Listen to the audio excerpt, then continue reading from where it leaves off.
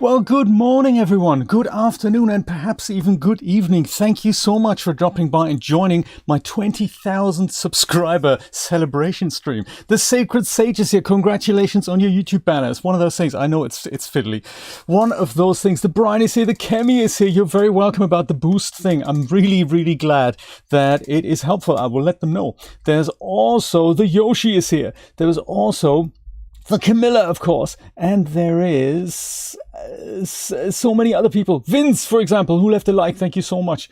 Thank you so much. And 3D Megaverse. My goodness, that is quite an honor to have you here. Good afternoon indeed. I just recently discovered your channel, and I believe you are also known as the Fugazi. Isn't that right? I think you are. And I really appreciate your tutorials. I've been browsing through some of the Substance Painter ones, and I really want to do more and explore more of what you have to offer. Very nice. Brian, if you're so kind, please grab a link and dig it out and post it over into the chat for the 3D Megaverse.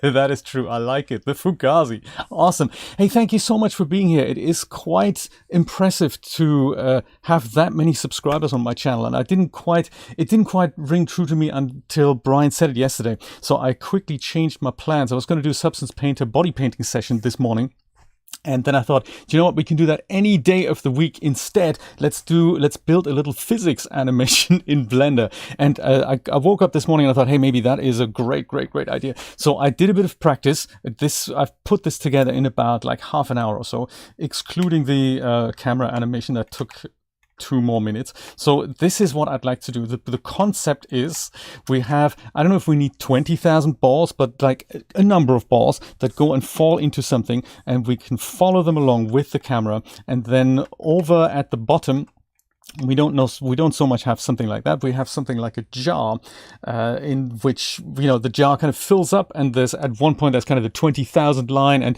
each ball represents a subscriber, essentially. That is what I was thinking. So I thought, let's go and roll it.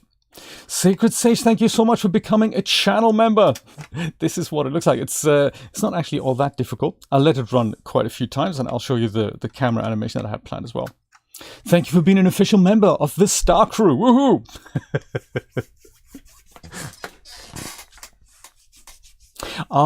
Interesting. Corm told me that as well. He likes making these types of characters, and he also says that other characters sell better. Maybe do you know what? I have a feeling it depends on what's currently hip and cool. Yeah, so something like that. And then if I look at the camera goes and does something. Come on. Like that. So we can follow all the balls, and it doesn't have to be too long, but something like 1,500 animations, frames, I thought. And then we just follow the balls as they go and fall down here. That's the plan. And then because this was just a roughed out version, I'm thinking of doing something like a does the end panel not go away? There we go. Of doing something like a jar, and we can see that all the balls reach number 20,000. That's the kind of idea. So Sage, I was going to ask you about the YouTube banner. So you said you had great difficulties doing that. I remember. And just so that we're all on the same page to see what the Sage is actually talking about, I'll go and put some music on. And then we'll go and have a look at Sage's YouTube banner altogether, because I know that caused you quite a bit of grief, so it's totally fine. I remember when I did my banner, I have had the... was it Sacred Sage 88? That was it, wasn't it? Come on. Am I right? Am I right? Yes! There it is! YouTube banner! All right! So I remember I had the official PSD template from the friendly people at YouTube. And if you look for that on Google, of course you don't find it because it's drowned out by 400,000 other search results of other people giving you that sort of template. But they had a little nice box that basically said, well, this is the box here that'll be cropped out on mobile, and this is the one on iPad, and this is the one on blah blah blah, and this is the one on the. So this is that is how they did that, and that is how I made my banner, and that worked quite well. So all the pertinent information can be in the middle, and then everything else that can be cropped out is kind of on the outsides. Well done for hanging in there.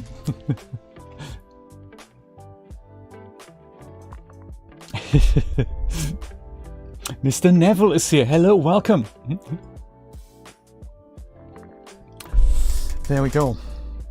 I think many of us have so many of your items. You've been doing, Fugazi, I mean, you've been doing, and let me just go and see if I can just type in that username, 3D Megaverse. Is that how? No, that's totally incorrectly spelled. How about that? Does it work? No! Dang! Brother, that's cold. I'm gonna search for you. 3D Megaverse. There it is, indeed.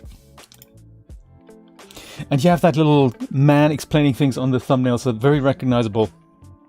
I like that. So I think many of us have many of your items because you've been doing 3D art for literally decades, haven't you? Because I remember when I started discovering 3D content, Fugazi was already a name there. And if I look through on your back catalog over on Renderosity, there's just tons of stuff there. Jay needs more coffee, yes. From the official WP Guru mouse mug, of course. So long, over 20 years, yes, absolutely. Absolutely, my goodness. But time flies, doesn't it? And I think what I find really exciting about this whole 3D hobby is that it never gets boring. You never reach the point where you think, you know what? I know it all now. I can go and relax and retire or whatnot. There's always something else that makes you want to go, ooh, how did they do that? I wonder how that program works and stuff. So that's what I find amazing. 3D never ages. We, on the other hand, we very much do. Yes, sadly we do. I'm gonna turn this into a little shortcut icon that I can give you shout outs. Also, if you would like to, I'm just going to ask you here, if you don't mind, if you would like to be a part of the official DAS streams one day, I would love to do a co-stream with you, like I do with Corm and with Chris, and just, talk shop about how you got into it and what your tools of the trade are and how you put things together and what stuff you focus on and show some tips and tricks. That'd be great if you're up for that. Let me go and put my 3D highlighter on here so that we all know what is going to happen. Physics animations in Blender aren't actually that difficult to make from scratch. So I'm going to go and maybe just go and save this out into something. Great! Let's do it. I don't know, are you on Twitter or any of the social networks? I'm going to go and make myself a little thing here so that we can get in touch with one another.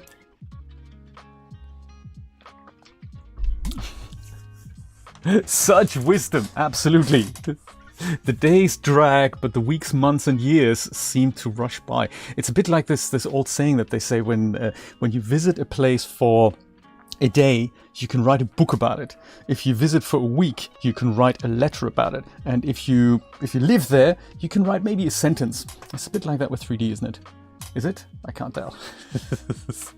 Okay, so I'm first of all, get organized, Jake, get organized.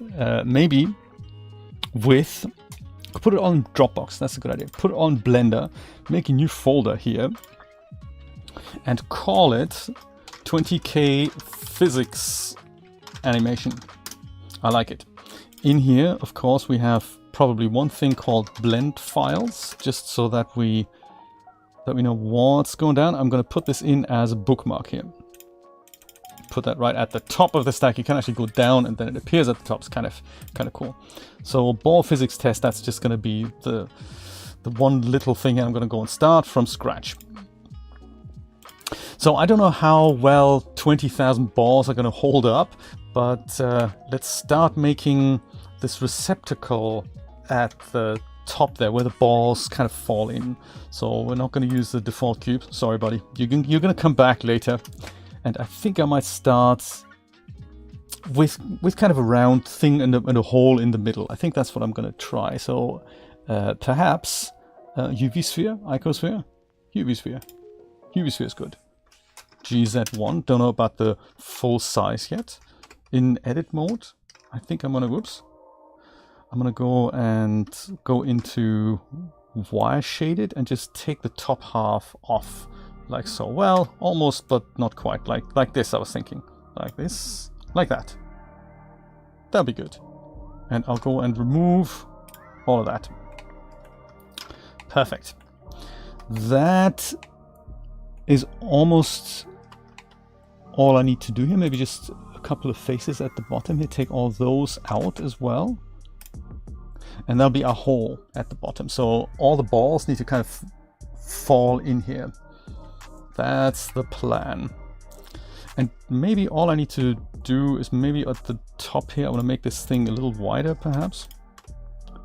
So maybe just taller and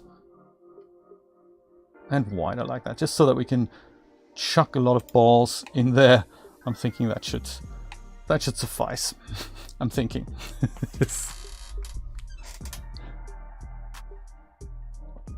Right, indeed, Generation X. There's a big difference. Generation X versus baby boomers, and it's bizarre because I think the terminology is always about when you've had your formative years rather than when you're actually born. It's not about when you're born; it's when you've had your formative years, I believe, isn't it? Gen X music. That is so. What is that in regards to vintage? What does that mean?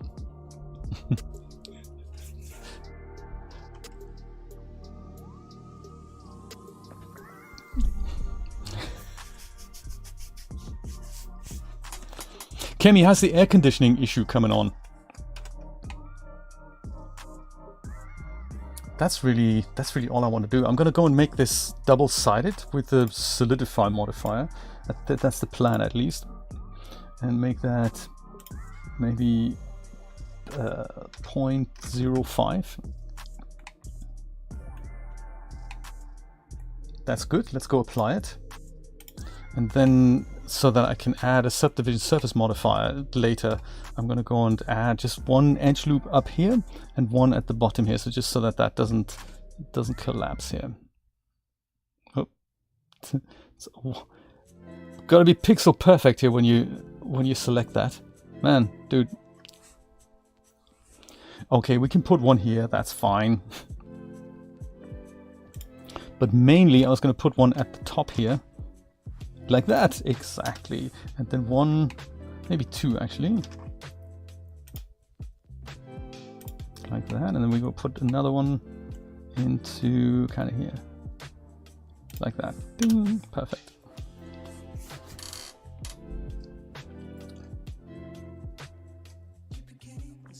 On Monday, okay. Floor fan is broken now too. Oh my god, you've overworked it. Dang, Kemi. That's hot. Okay, so that's almost good. Let's shade it smooth so that it looks all awesome. And try. Do we need a subdivision surface modifier? We might not need one. It'll help Blender to. It'll help if we wouldn't do that just for the calculation. Maybe we'll apply that later. I'm thinking. Yeah, let's rough it out. So this needs to be somewhere at the top. So I'll go and put that somewhere out of the way, like this. And I'm going to call it, let's take intake funnel. How about that? Intake funnel. Goodie. Also, save, Jay. Save. Save. So, what are we going to call this? Ball machine, maybe? Ball machine V1, there we go.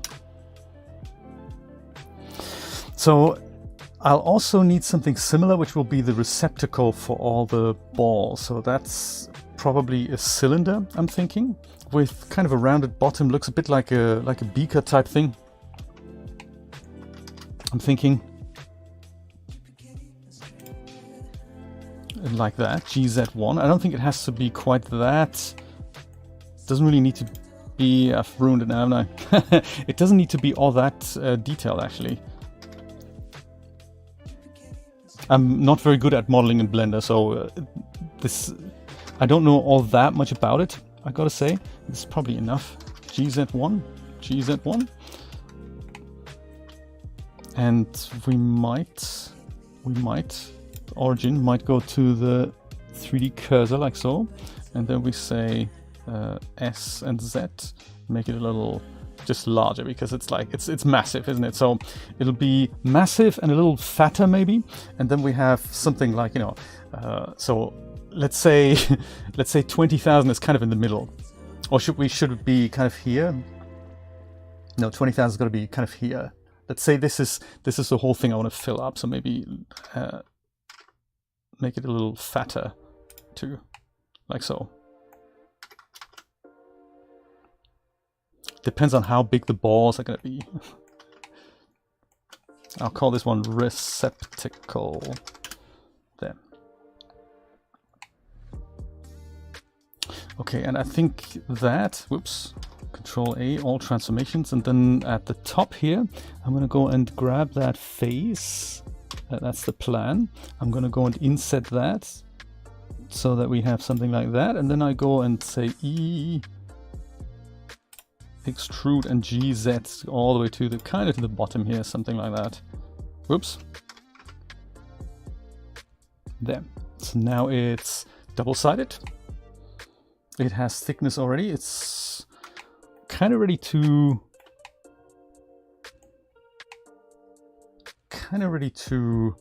rock, isn't it?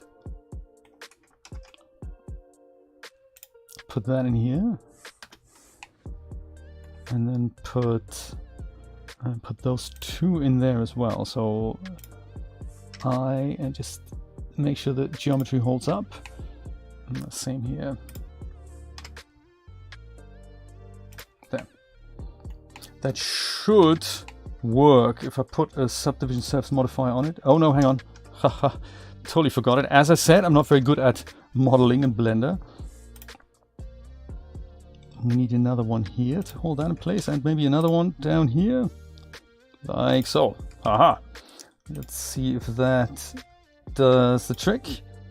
It does. A little bit of smooth shading, and we're all good. I might make it a little wider at the top, and then we'll smooth shade it, and it'll look awesome. I'm thinking. The Chris is here. Top of the morning, sir. How you doing, buddy? Good to see you. Good to see you. It was really refreshing to see you play Destroy All Humans yesterday. That was really, really cool. It's actually quite nice to see you play games, Chris. It's funny. It's cool. Like that. Oh, nice. Yes, that didn't work well, did it? Let's try that again.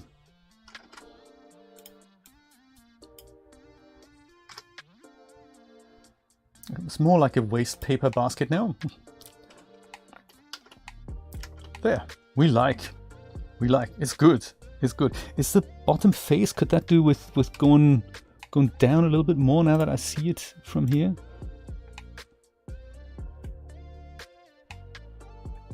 So I'm gonna show this from the side, and there'll be, I might even just use a grease pencil for this to just make a marking of where 20,000 actually is. We'll see how many balls we need for that. So that's our receptacle. Let's shade it smooth. Do you know, in the latest Blender, by the way, a shot glass, that's it, exactly, Brian. In the latest Blender version, I can actually show you this. They have a third option here. They have shade smooth, shade flat, and shade auto smooth. That's kind of intriguing. I don't actually know what that is.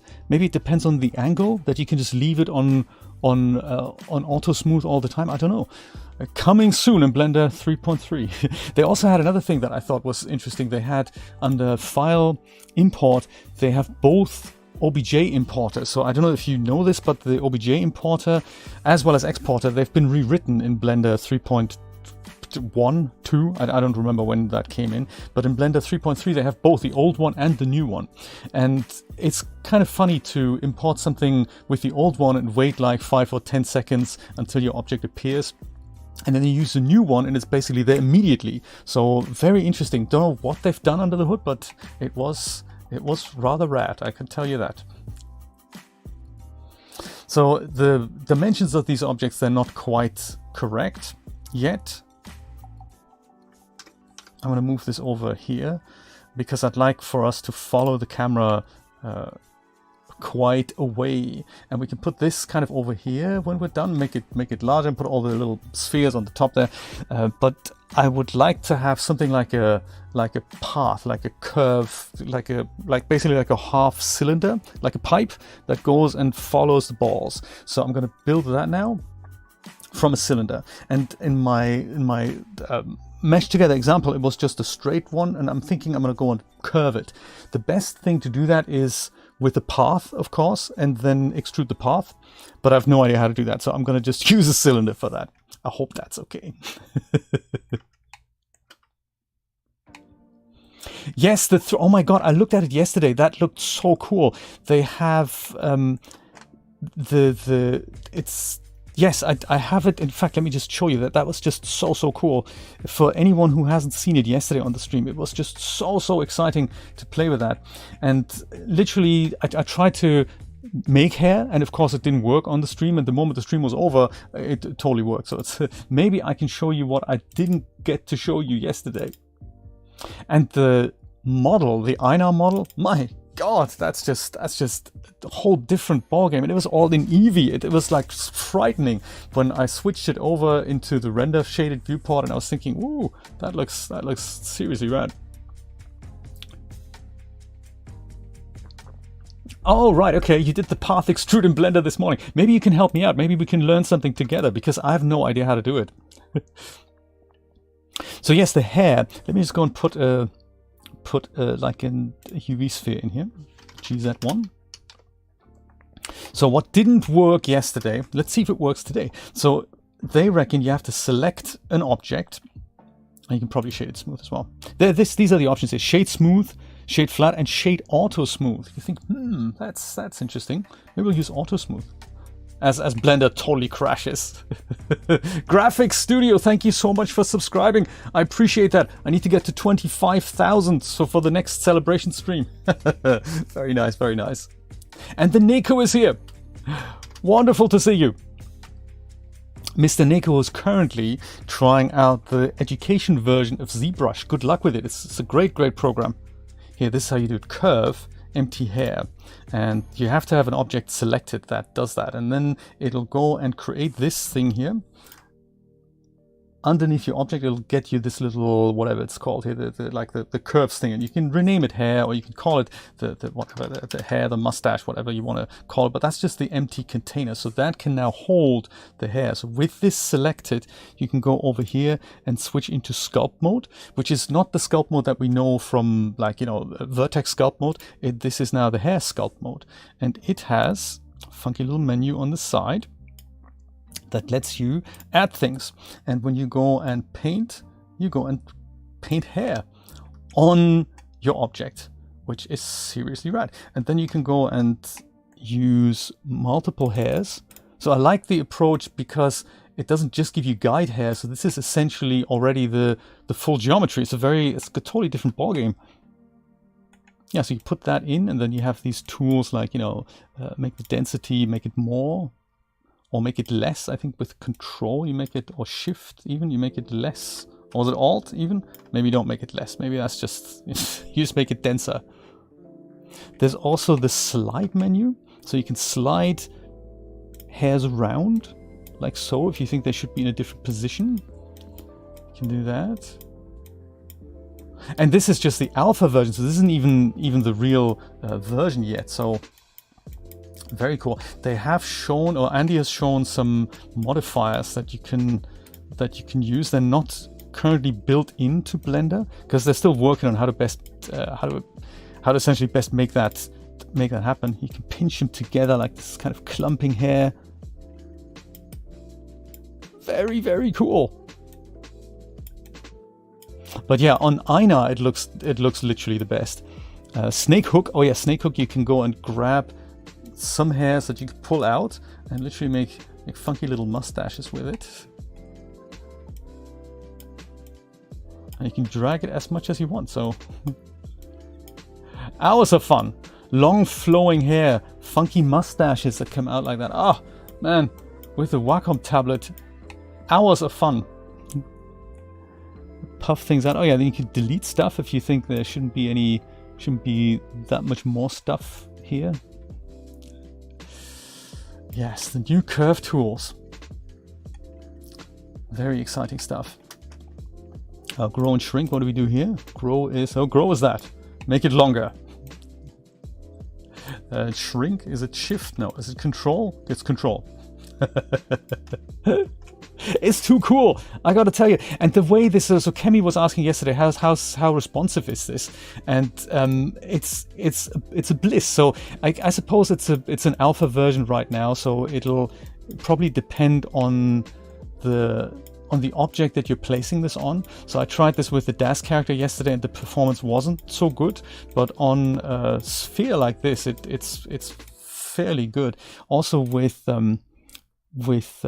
Einar here, let's see if we can, does Blender remote? Yes, Einar. On Einar, I can totally, this is the character that they've given out that you can have a look at, the Blender Studio guys. So on Einar you can go and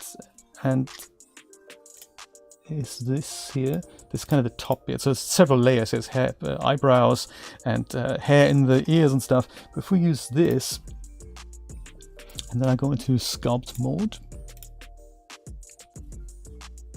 and I'll use the snake hook as an example here.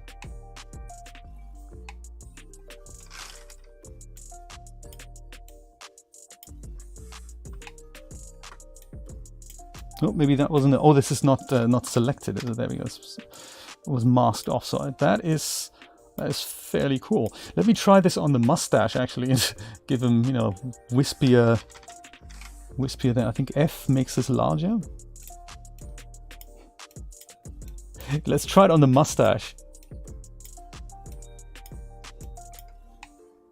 So very performant, very performant. Where's the mustache? Mustache, this one here, that's the mustache. Or you can use it on the eyebrows as well here.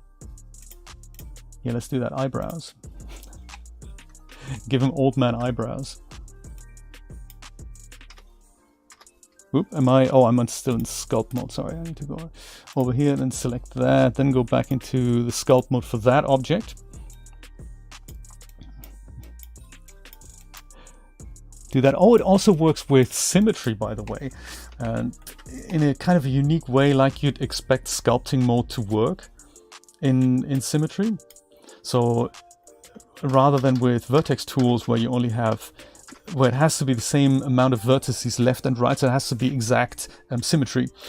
The sculpting works different. It just applies the same stroke on both sides, and it doesn't matter if the geometry is the same. So that's why I think, was it X? X would work. Yes, X would work. Woo! Yes, Einar is a freebie. It's an asset, Yoshi, that they're developing for the new Blender movie from the Blender Studios called Heist. And as such, Blender Studio, all the movies that they make, like Sintel and Big Buck Bunny and all that, part of the deal is that they give away all the files, all the assets that they make that you can then go around and play with. So that includes the rigging and the characters and the lighting and the scene files. It is such a pleasure to dig into these things and say, how did you do that? Nice. Yes, and then of course we can have a look at our guy in Eevee. We go get out of sculpt mode. Too late. Tekken Heihachi eyebrows. I like it.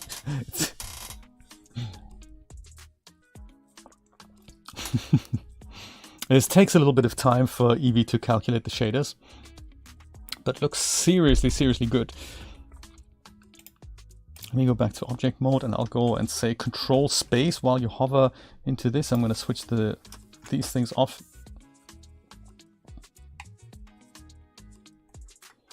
Let Eevee calculate this a little bit, and we have new eyebrows on Einar. Mr. Max, how you doing? Good to see you, buddy.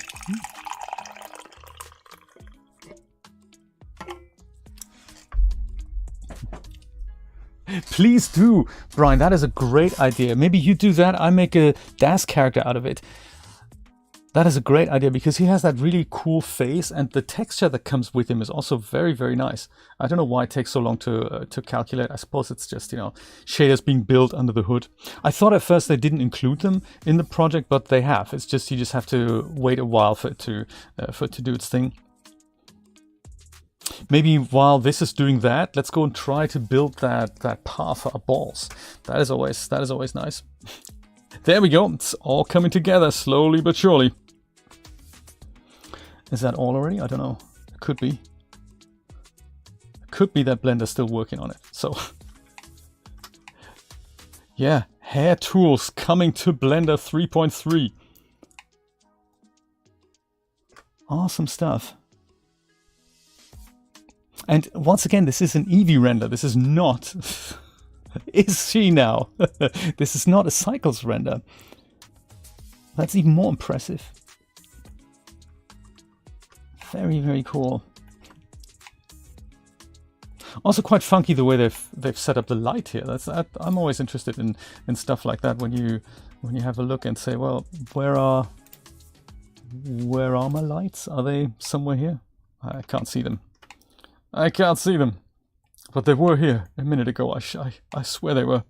It was kind of nice to just see the lighting setup. Don't know why I don't see these things. It's cool. We're good. We're done with IR. Fugazi, if you're still here, do let me know. How do I turn a path into an extruded object? Maybe we can go and get that going, because I was going to just start with this cylinder, but I think a path might just be much more interesting to do that. Let me see if you are excellent. So let me see if I can kind of half work it out. Would it be a Bezier path? That might be a good start here. Maybe with the length of 1 meter is probably okay, but just in principle, how do I turn this guy into extruded geometry? So he's kind of flat on the floor, and I think I can use the same tools that we know and love in edit mode. You can just go and subdivide this number of cuts, like, you know, make it multiple, and then just go and grab this to make it longer, make it do all kinds of funky things.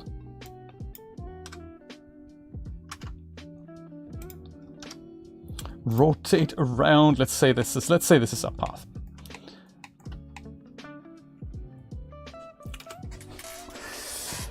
I have a feeling I go into this thing here, I think, and then I don't know. I think it's 3D.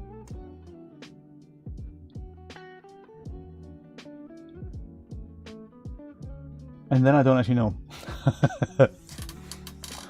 Anton, thank you so much for subscribing. I appreciate that. Oh, add a circle from the lines menu. Gotcha. Let me do that. Circle, check. We'll go and move it over here. Oh yeah, Wacom. I think they are. They've just got a bit of good competition now. Got a circle. Scale it down a bit. Yes, like maybe like this. Let's say like this. That's cool. Oh, I see where this is going. We're gonna use this shape to basically kind of draw the path out. Is that what we do? That is what we do, isn't it? I think that is what we do. Select the path, check it out. Good stuff. I really appreciate you doing that, buddy. That's just really, really nice. Awesome. Then I bet we go under geometry, and I bet we go under taper object, right? Probably. Into line properties. Line properties, I'm here indeed.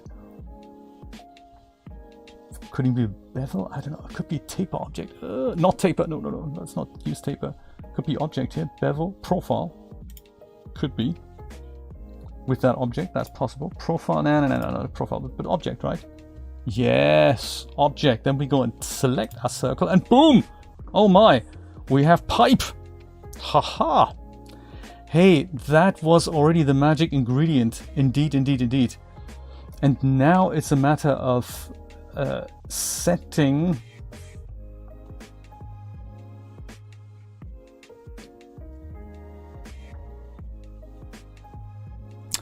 we have a pipe.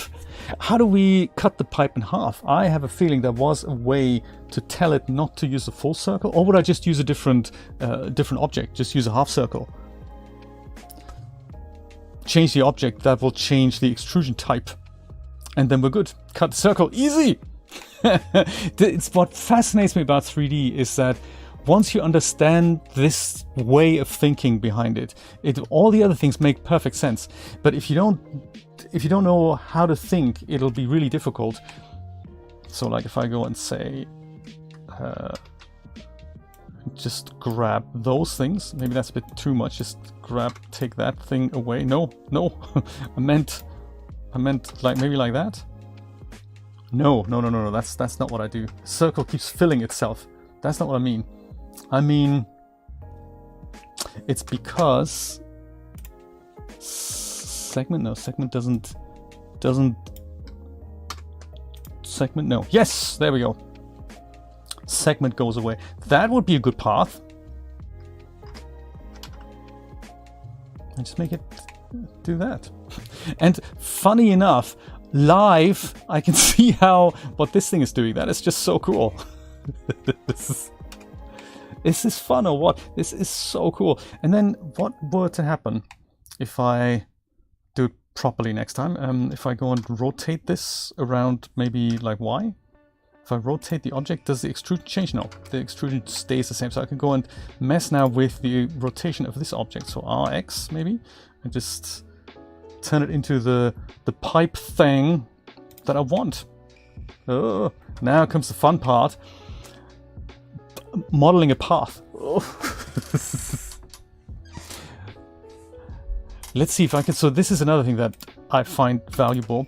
We learn by repetition. So let's try it again and again and again, and eventually it'll work. So I think maybe I'll start with a path and just draw myself the shape of the path the way I would like it to be. Actually, the path isn't a great example, is it?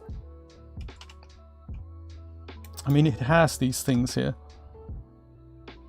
I could just do this and just create the profile of my dreams here.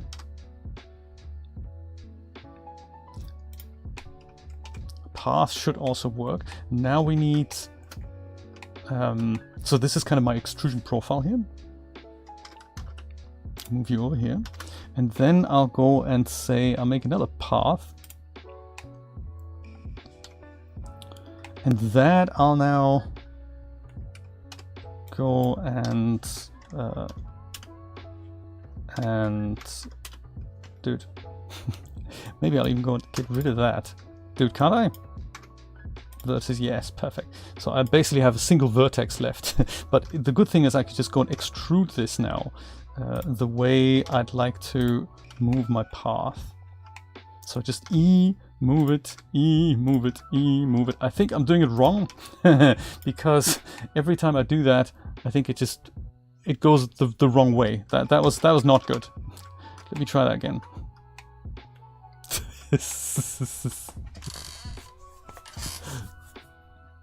Oh, you can change the path after the extrude as well. Probably their direction.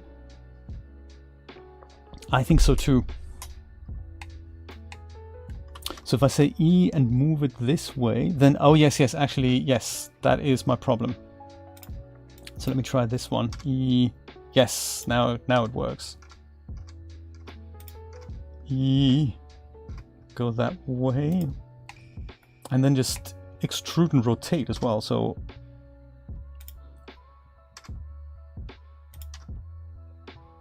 Like so. Oops. E, move, rotate. Could even build as something like a spirally thing.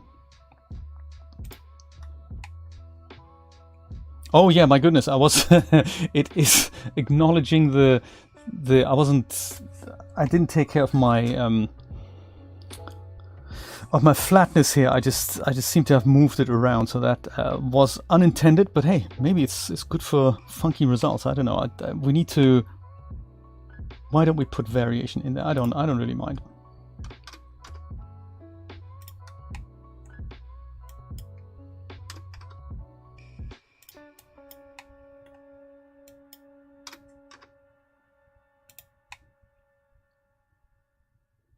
There should be a kind of a flat bit at the top there, so maybe I can try to make that happen. Like rotate this around like so, and then just extrude kind of to here. Let's see. This is a very, very fun experiment. So let's see if I can remember this now. If I go into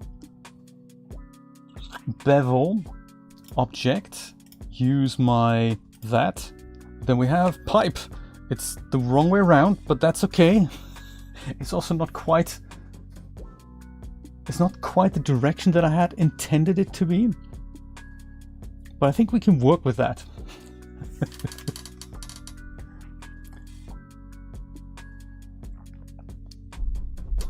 Fishing pole in that works in that studio.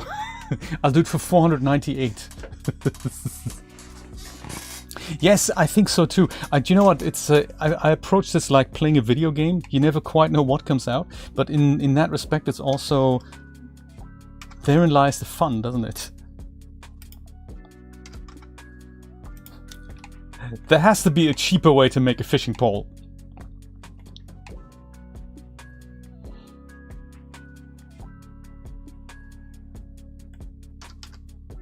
Oops.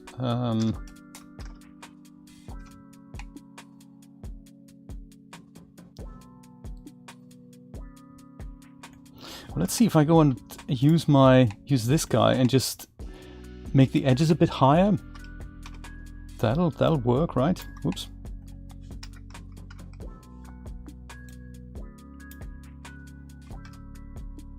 Oh no, that's not what I meant. I meant we don't have a point at the bottom here. I suppose.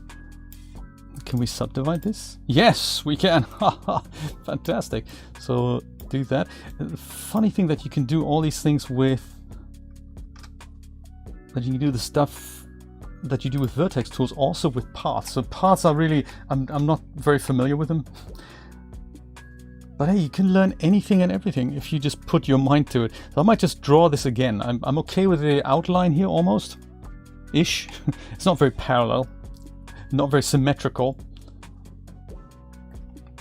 Or I might just try modeling this as a cylinder. Just because I'm more familiar with it.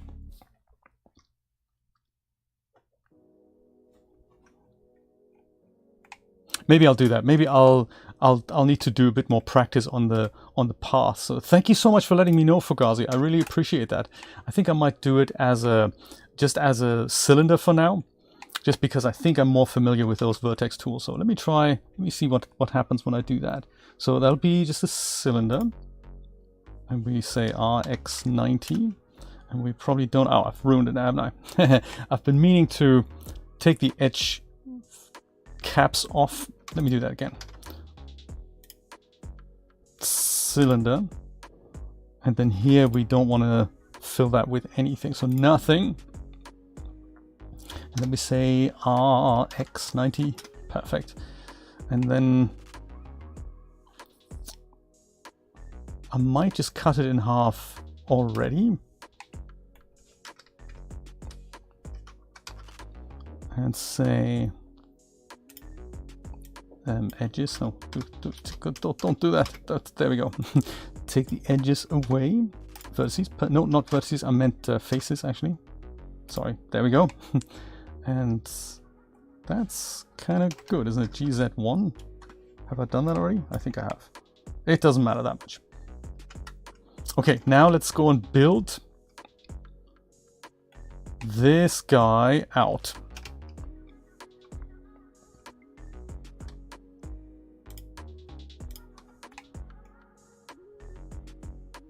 So make it a little longer here, and then we go and extrude this way, put it up a tad. Orthographic viewports would probably help, but again, I'm not that familiar with it. Sebastian, how you doing, buddy? How you doing?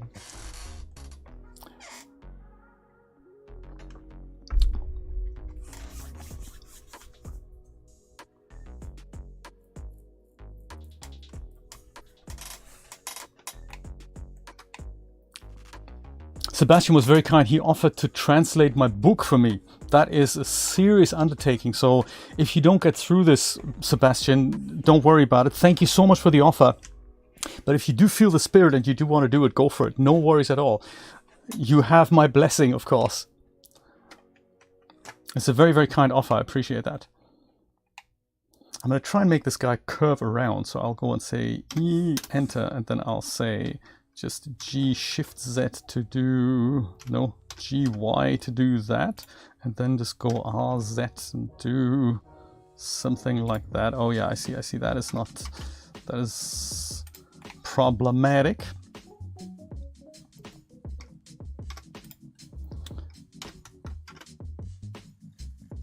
Just put some subtle curves into this if I can. I just try to curve it around a bit.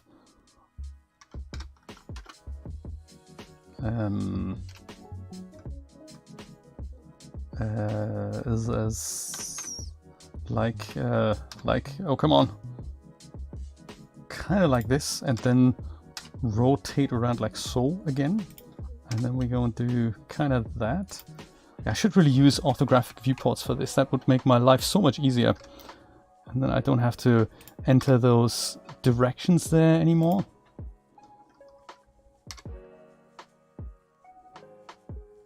Yeah, that is actually much, much easier. It's what happens when you don't actually have that much experience in something. And the height we can worry about later. And then do kind of that, and do kind of that, maybe? That. And then do that. Extrude this way, and then maybe just one more. To here, and then we make it flat.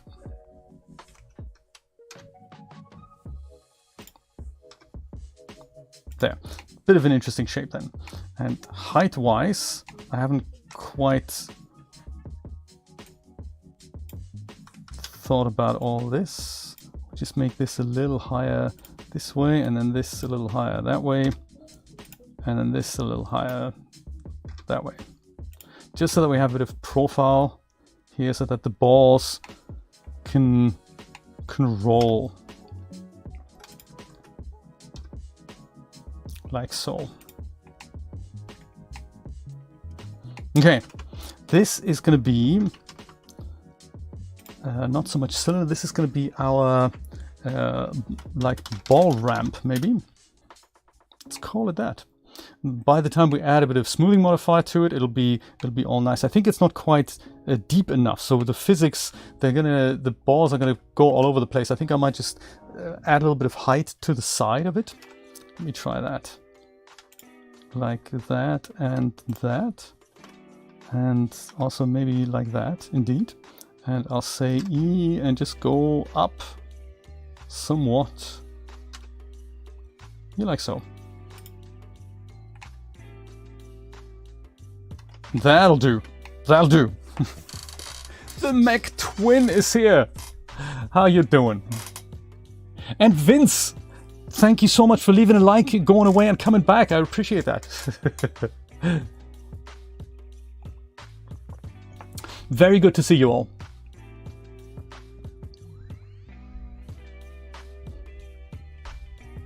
Oh my, Sebastian, the first 15% already done. Wow. Look at that. That is very cool. My goodness, that is crazy good. You're a fast typer. I love it. Yeah, so my plan was always to, like back when I wrote my book, when it was all so fresh in my memory, I thought I'm gonna go and rewrite this in German. That was the plan back then. But I just didn't have the energy, and I was very happy to get on with my life essentially. So I never did it. So I appreciate that you want to do it. That is very cool.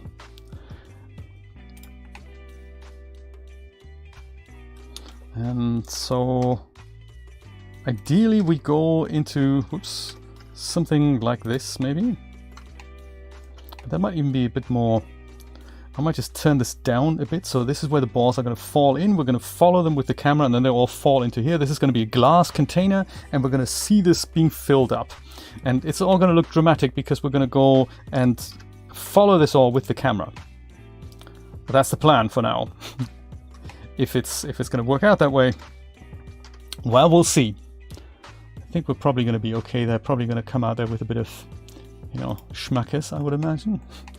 So let me go and just bring this segment down a bit.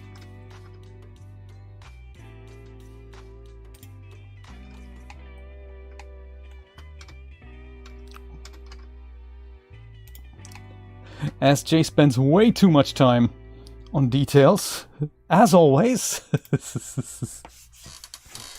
Guys, did you know that a client of mine has tasked his students to write an FBX importer for their studio?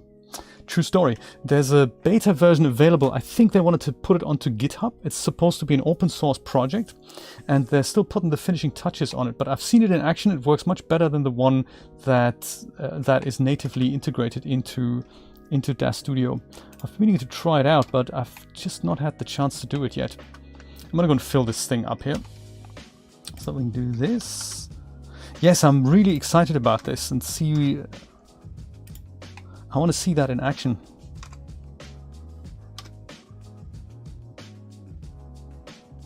No, that needs to go over here, I think. So this is the scale of that thing isn't quite big enough. So this is going to be a large funnel because it'll hold quite a few balls here. There.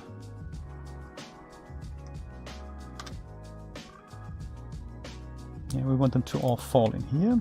I might even make this intake thing a little wider. Just because I have a feeling that we just need a bit more room here. When these things fall in here, it has this tendency to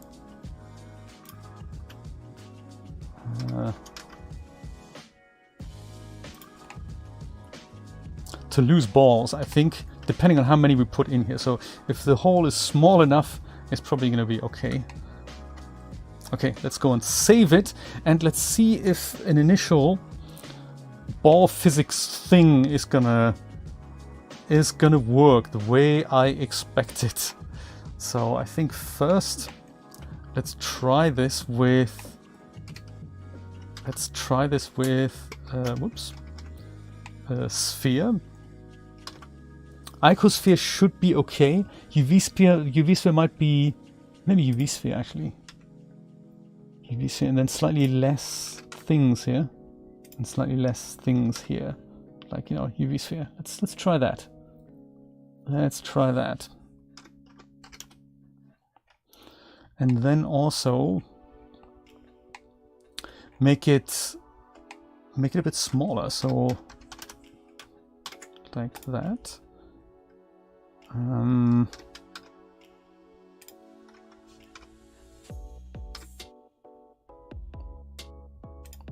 Might even be smaller still, like so. Or maybe that's actually no. Let's make it this big. Let's make it that big. So I'll go and put this into new collection here, and I'll call this one, I don't know, balls for now. And we're going to probably change this around quite a bit. Balls, and then this can be, I don't know, this could be tech or something. It's just that this whole collection is going to be full of separate balls later. So one of those things.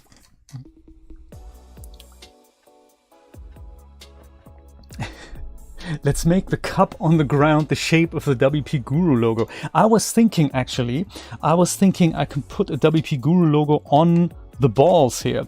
Bit of texture painting, like put the word sub and my logo on it. And I don't know how well they're gonna roll around, but that was the other plan I had. Miss Christina is here. Welcome, welcome, welcome. We haven't seen you in years. This is so cool to see you. I'm doing some funky Blender experiments this morning. Wonderful to see you. How you doing, Christina? The height doesn't quite work out, so let's bring that kind of down-ish, like so. Like that. Here comes the kind of magic ingredient now. So let's give it particle physics things. The sphere. We'll go over to, I think, here, and turn this into a rigid body active thing. That's all we need. I think convex hull is okay for this guy, and I think surface response, I think I might make it a little bit bouncier, like 0.3. Doesn't have to be super bouncy. So that's for the objects that are going to partake in the simulation. Now all the other ones, like my this thing here, the intake thing, that also needs to have that, but we're going to set it to passive just so that we know it participates in this thing. This here, that needs a modifier actually. I totally forgot about this. Let's apply that. We want a bit of solidification here. And also more thickness, like so. And we probably also want for that to have a bit of subdivision surface things. Oh yeah, totally forgot to put things into precautionary things into this, so that this doesn't, essentially this doesn't happen. Let's do that. That should do the trick. We could also pop this into, like, do that, and that doesn't look all that terrible. What say you? Better? No artwork, I can tell you that. It's okay. Christina, just to update you all on Christina. Christina used to hang out with us for quite a while. Christina and I have gone through a similar yet very different ordeal in regards to both cancer as well as other accidents that I'm not going to talk about. But Christina hasn't had a great time in regards to her life, really. And she went through this terrible ordeal. We were there with her, and it was really nice to kind of share experiences and do this together. And then we were really worried because Christina kind of disappeared. I'm not going to go there, don't worry about it. But then Christina kind of disappeared, and we assumed the worst, and we didn't hear anything. We didn't have any contacts in this day and age. We've just, it's one of those things. We know each other online, but we don't exactly have a phone number to phone family members and loved ones and say, hey, how's Christina doing? So we didn't really have contact details. And so then years later, what feels like years later, Christina comes back and tells us, hey, guys, I don't really know who you are because I've lost my memory for like around a period of about 5 years, the memory that was kind of lost due to other complications. And it's almost like we meet again. And it's extremely touching to do that and remember the previous you, but also keep in mind that, hey, we're meeting once again as almost like new people. So it's wonderful that it can happen all over again. And it is awesome. It still isn't back. Yeah, I know. It's going to be, my goodness. I'm glad you're here, and I'm glad immunotherapy worked. Isn't it amazing? Immunotherapy? My goodness. All 20,000 cheers to immunotherapy. May it save many billions of lives in the future. I'm so glad you could get it, and I'm so glad it was working for you. Unbelievable. Christina, what are you doing right now? What are you doing in general? I know what you were doing before. Are you still doing that?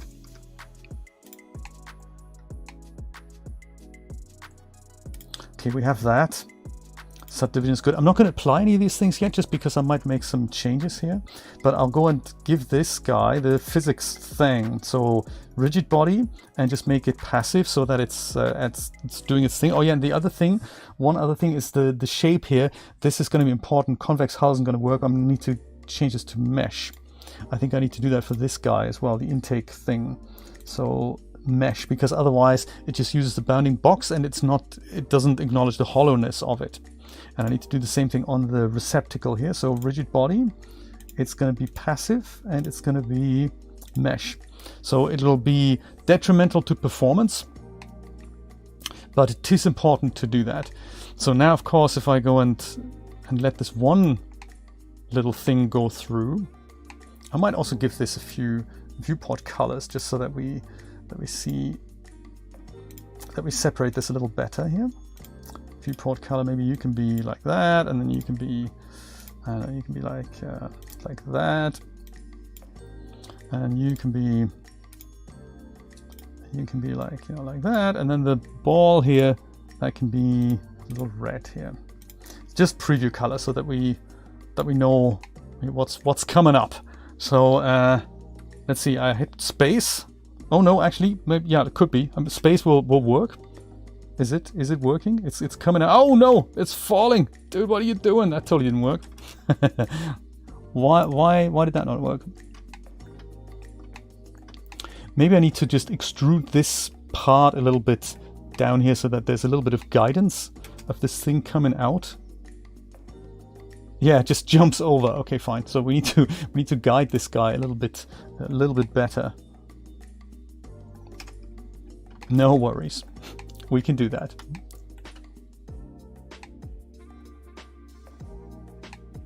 Oh, so you've been in hospital for a while longer. Oh, okay.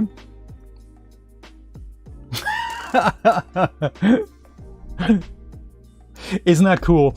Yes, it's those types of debts. You think, well, you can charge me with it. You can put it on my account, but I'm never going to make that money. But thank you. I'm alive. I'm good with that. Oh, you only came home this Friday. Awesome. Yes, because Christina also has a YouTube channel from the time she's a Blender crack. She used to work on the Blender triage team when it comes to sorting out bugs and filtering them into the correct people. Christina knows a ton of stuff about Marvelous Designer / Clo, as well as Blender, as well as DAZ Studio. How are we going to do that? Should we just go and elongate this here? GZ and just make it, whoops, GZ. You know, no. That's totally not what I meant. Is that what I mean? No, it isn't actually. I'm gonna use this here. Like no. Maybe I'll go and do. Maybe I'll do that and that. I'll just move the whole thing down. But that also means have I applied the modifier on this? I have, haven't I? Duh, yes I have. Shouldn't I have done that? Like, because if I just push this down, then that isn't going to be taken away either. So let me just go and take all these things. Or even better, Jay, use proportional editing. That'll do the trick. That should do the trick. GZ. Yes, and then I don't actually have to select all those things. I could probably get away with just selecting that. I'm thinking, is that right? GZ. Make it a little bigger, like so. That'll work.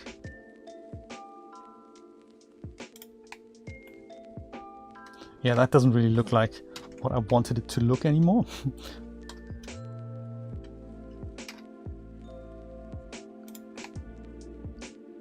It's almost like we need a 3D printed piece at the bottom. Or just make it narrower. That is also possible. Make it narrower at the bottom. Hello?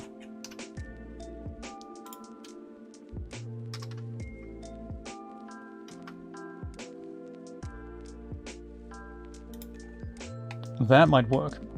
Okay, let me try this. Because there's going to be so many balls falling into this. Oh, hello. That doesn't work in edit mode.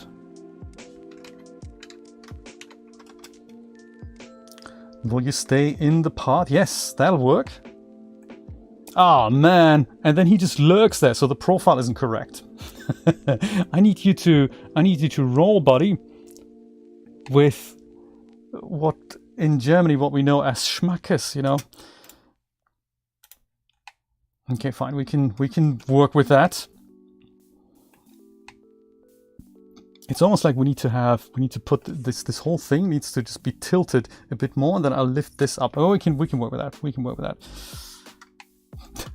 Whereas this part, it's like I'm spending way too much time on this.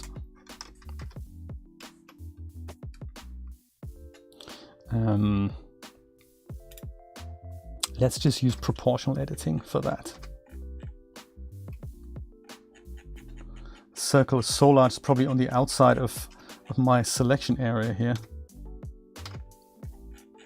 There it is, see? I knew it.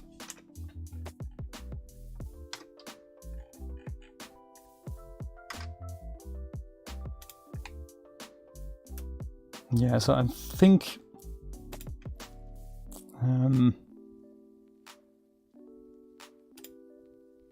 no, maybe just median point. Is that good? If I go, no, that's not what I meant. I meant this here. The bounding box center, will that work? Yeah, I just want to make this steeper, like so. Because I think we're going to have the same problem here. So this is steep enough, so I just need to lift up this part here now. And hopefully I'll be able to do that.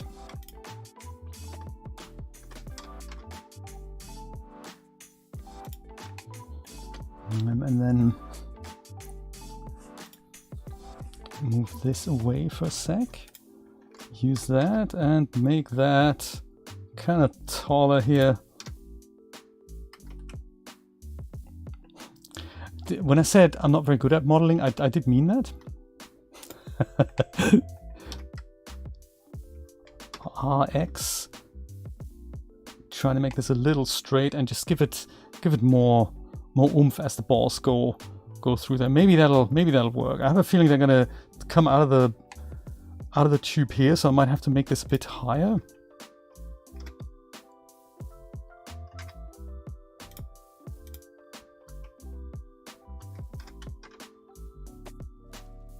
Just to help them out a little. Let's see if it works. Okay, intake funnel comes back. Intake funnel needs to be a little higher as well.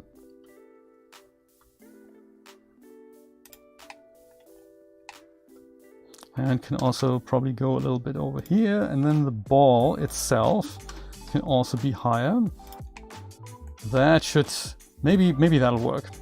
Okay, save, J save, iteratively to, like so. Let's see if it works. Because we need so many more balls there. Will you, oh, dang.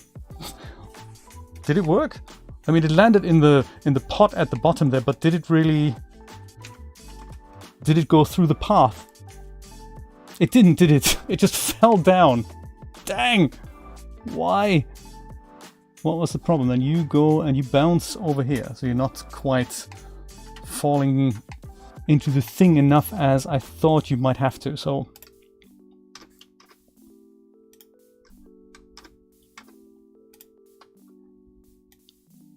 let's try again. Does that work? Are you going to put yourself? Yes, there we go. That works. And then he's in here. He's rolling. He's rolling. It's taking quite a bit of time to do that. But it's working in principle. I have a feeling I may have to make this extrusion profile a little bit thicker. And then the animation needs to be a little bit longer, but we'll do that. It's not quite as fast as I had hoped. Or maybe this is going to be helped by many, many more balls.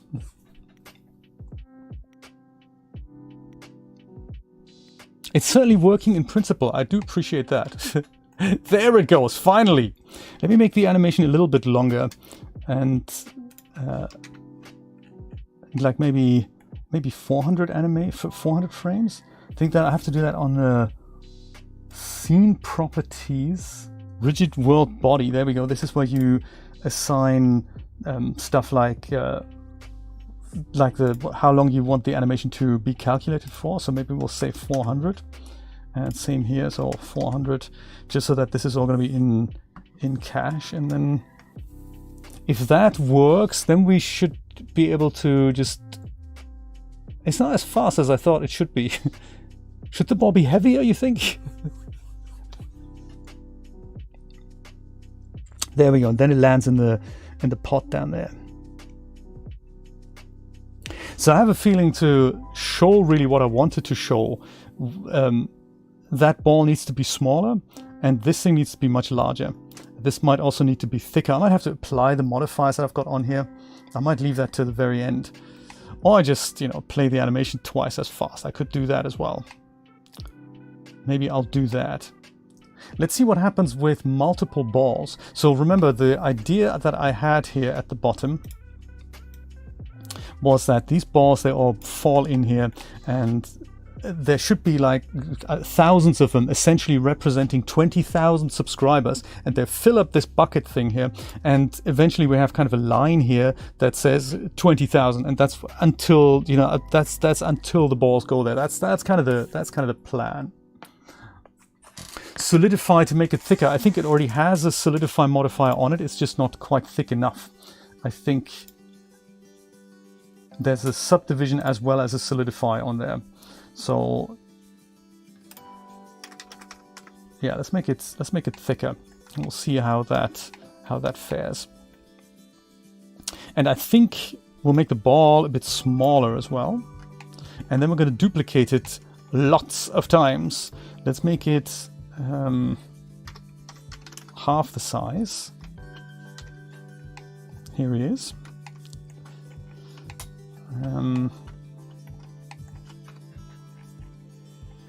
I'm thinking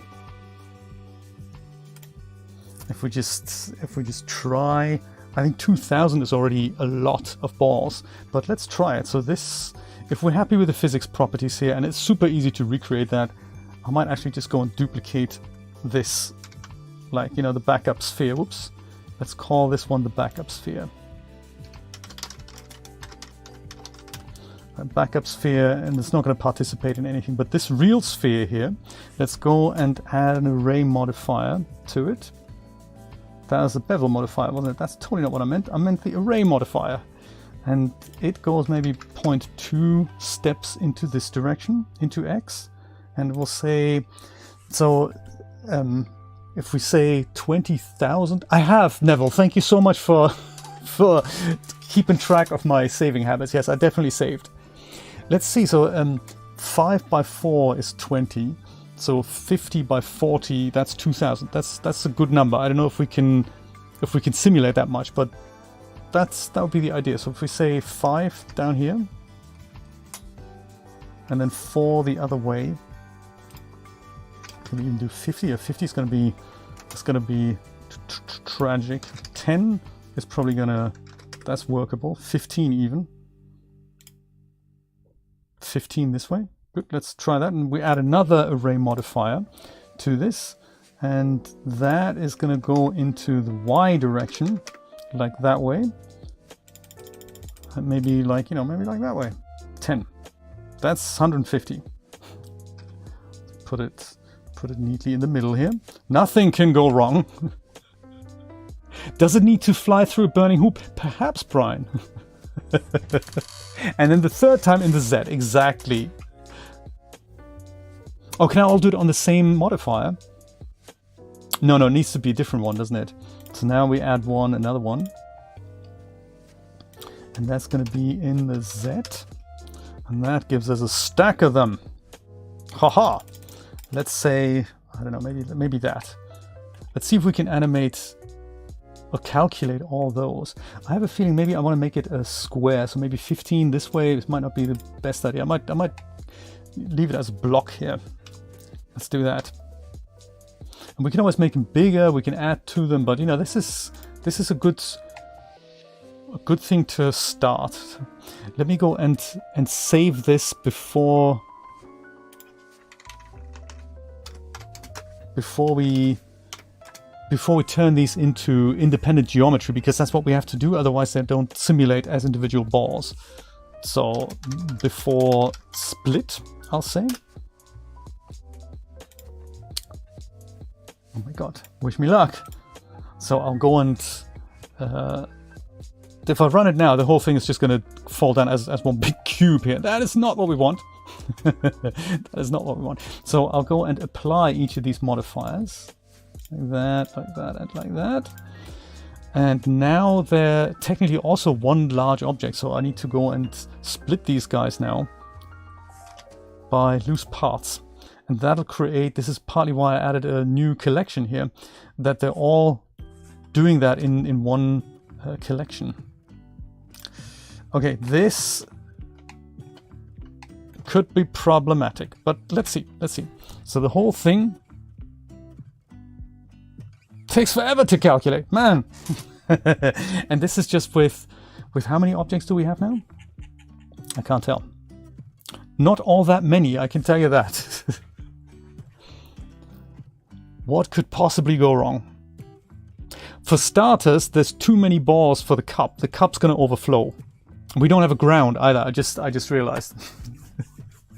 Right? Jay and his problem solving skills, top notch. Yes.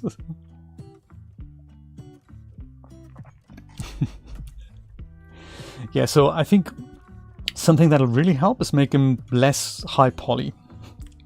Something else that might help is applying the modifiers of the slide thing.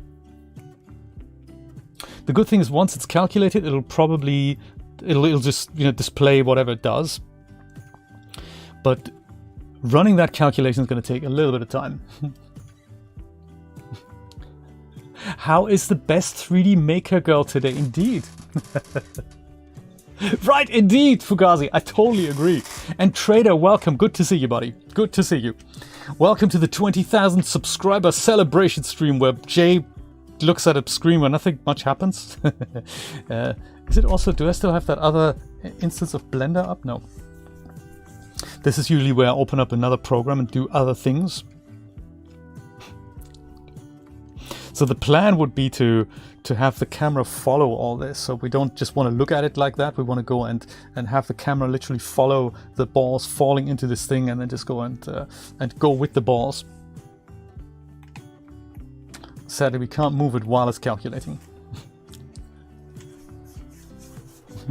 Planning to fail is never dissatisfied. I like it. Jay simulates, like the other channel, Jay saves. Oh, there we go. Balls are totally balls. Can I escape? Can I just stop it calculating? Yes, that's good. See where things go wrong. I think there's a lot of bounce in the balls as well.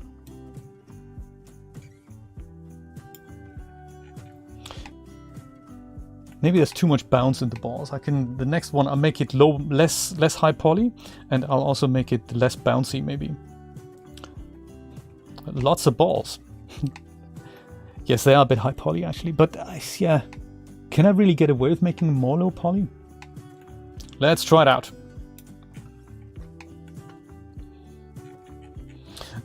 I'm kind of glad that I have all these in one collection here. Are they still selected? That might have also slowed down the animation. Let me just go and unselect them. Just see if it does calculate this faster. No, it doesn't. Okay, good. Good to know. Good to know. It's fine.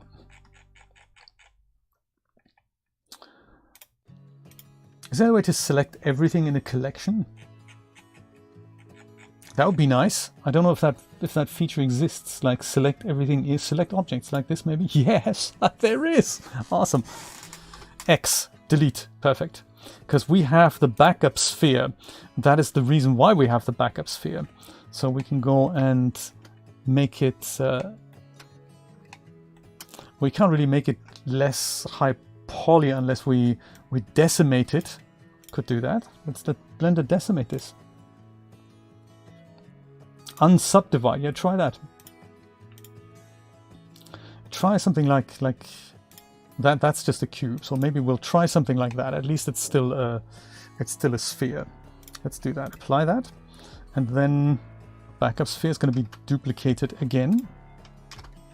Should have done that before I did that, didn't I? Yeah, that's that much better. Much better. Jay, do that. Backup sphere gets duplicated. This we'll just call sphere. Backup sphere gets made invisible with the regular sphere. We'll go and do that. What did it say? Decimate modifier. I haven't Marble Masters, but I can see where this is going. 2 iterations we said was good. We say apply.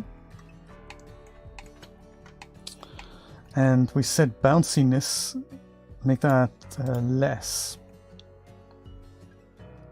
So bounciness is currently 0.3 and friction is 0.5. I might make that friction less and make bounciness also less, like 0.1.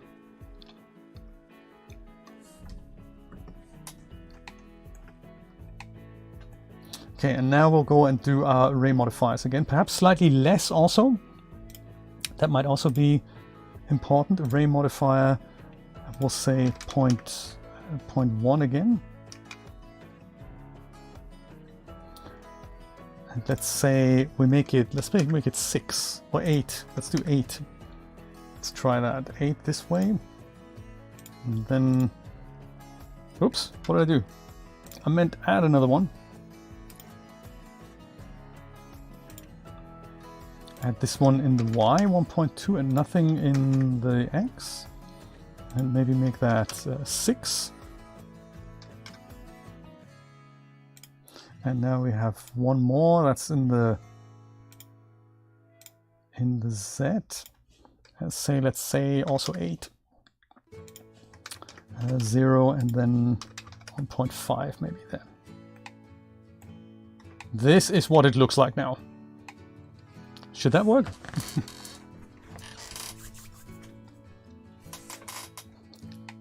If we succeeded first time, every time we would get bored too quickly and stop trying. You are so correct. You are so correct. And that would just be uncool, wouldn't it? So let's say V4 before split.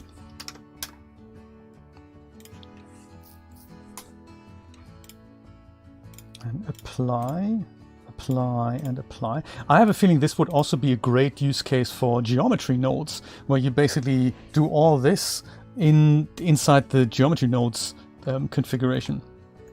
They are very, very funky. I've watched some videos by Simon on the Blender Studio, and that's just a whole different level there. Let's see if this works. Split by loose parts. We have a ton of balls. Okay.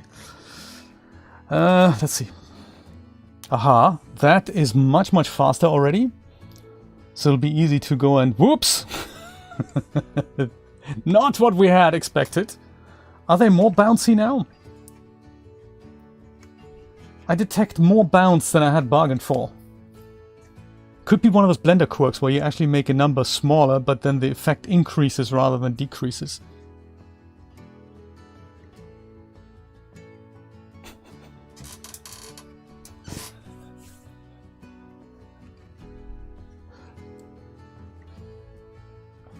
And I totally agree, Brian. Sometimes it does get tiring. You want to get something done, and everything just goes wrong. Time and time again. Sadly, we have to go watch. We have to have this calculated all the way to the end to see where things actually went wrong. Maybe now there needs to be another funnel that catches all these things and puts them into the thing where we actually need them. Maybe we'll just do the whole thing with liquid instead. Just pour liquid in there and be done with it. Yes, that is possible. That is possible. Too many balls and too close together. So what we could do to combat this is have a smaller square of balls, more separated, and just make the gap between them in the Z also much larger. So that way they will fall, but they take some time while they fall down there. That might be better.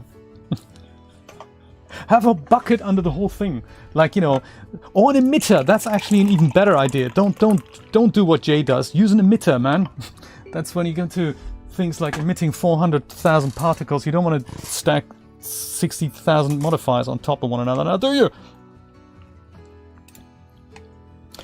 It helps to have clever people in the audience. I really appreciate these tips. This is the kind of thinking that sometimes you just don't come up with when you're in the heat of the moment, or when you don't know any better. So, but aside from the things that fall away, this isn't bad. I have to say, this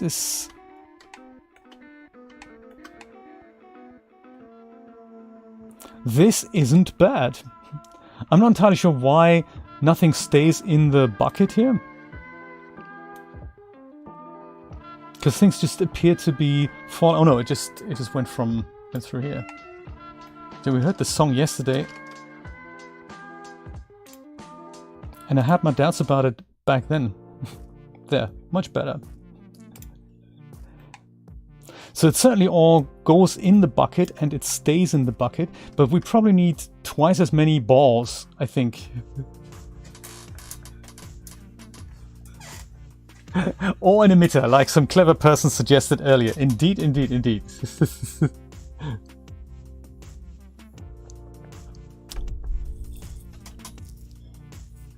Make the balls and the path surfaces unsmoothed.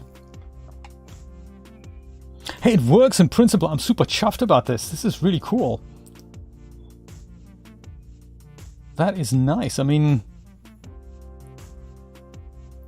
I'm almost inclined to... I'd love to try the emitter thing. Let's try the emitter thing.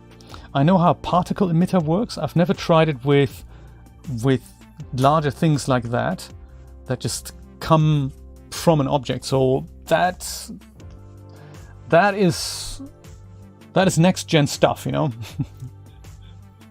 And I like that hashtag as well, because Blender. Yeah, I'm certainly going to save this. This is neat. Yeah, aside from the balls going through the pipe here, that is not so good. But we also, I don't know how will we see this if we go and chase them with the camera.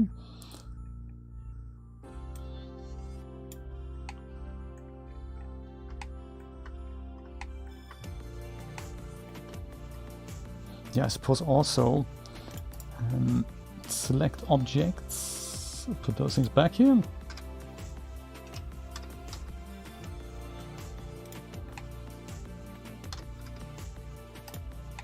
Put them kind of further down here. I'm thinking maybe that gives them less oomph. I'd like to have that calculated one more time here. And while that does that, I could just, because I'm sure we can make that happen, let's open up another instance of Blender just to see if I can make this particle emitter thing work. So this is really, I don't know anything about this, so you may have to help me through this. It'll be interesting to get it to work. If I remember correctly, so let's go and use, I could have used the default cube. Let's bring him back. He always gets, you know, gets such bad rep. I'm gonna go and move him over here, and I'm gonna go and add a new,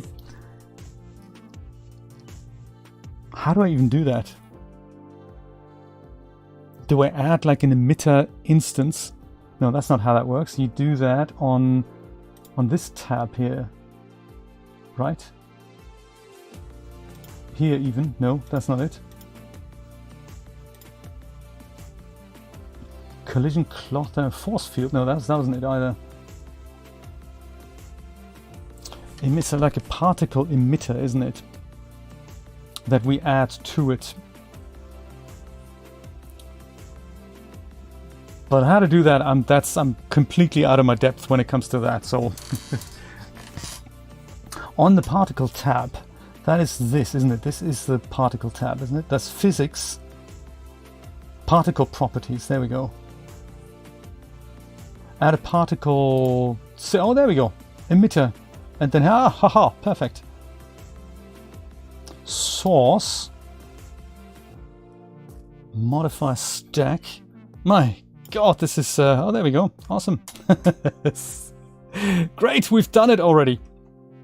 That happens on the object. I remember now. These are just preview particles that come up there. You can go and just replace them with something else. This is actually already what we need, isn't it? If I go and say this is the thing, it'll emit, I think, lifetime 50, so that needs to be set to something larger so that we emit it for the rest of the time.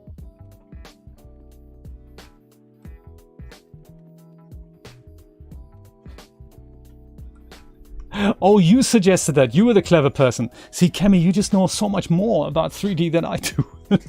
You always come up with really cool suggestions, so very good.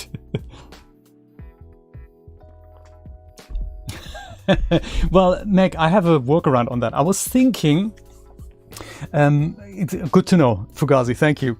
I was thinking actually we probably don't need 20,000 balls, we just need to fill up the jar until a line that says 20,000 is reached. I'm thinking we probably get away with less particles that way.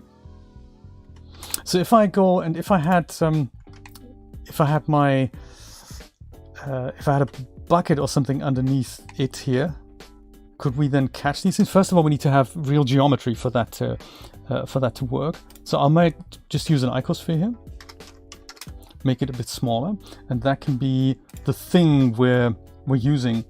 So that's probably without notes, you know. Was that under render geometry? Render as object. There we go. Object, instance object is the icosphere.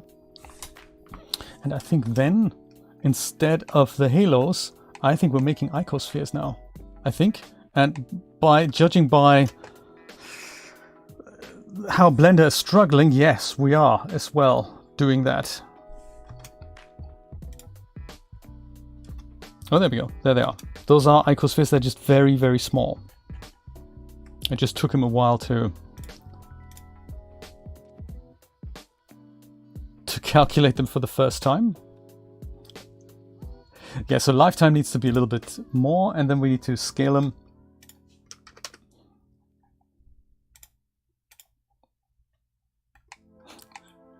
And now we have a ton of these flying out. This is not actually that difficult, so I really, really like that idea. I made rain! And then whatever physics properties are set on the main object, that should also then just go through to the other objects, right?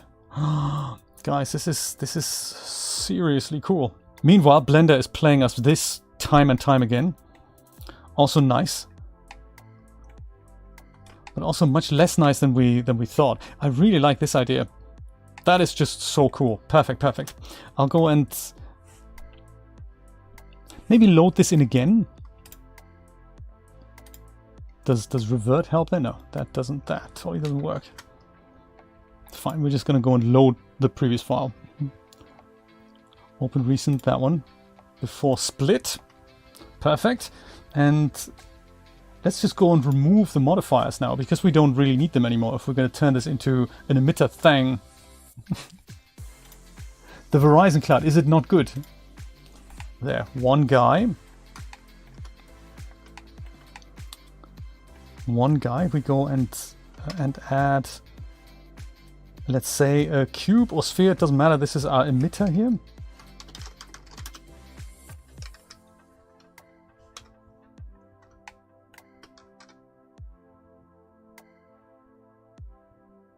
Let's put that kind of here, right? Here, right? Yes, yes. And then on the emitter, I think we just go and add, no, that's not it. On the emitter we just add plus icon here, particle system. I like it. Number 1000, we need the lifetime of these guys to be 400 so that they reach the bottom here, I'm thinking. Source, we don't worry right now. We go under render, and instead of halo we say object. In object we're going to say sphere, and under scale we're going to say 1. Should that work? Do you think? Save before you calculate anything rash. That's V5, and I'll call this one emitter. Haha!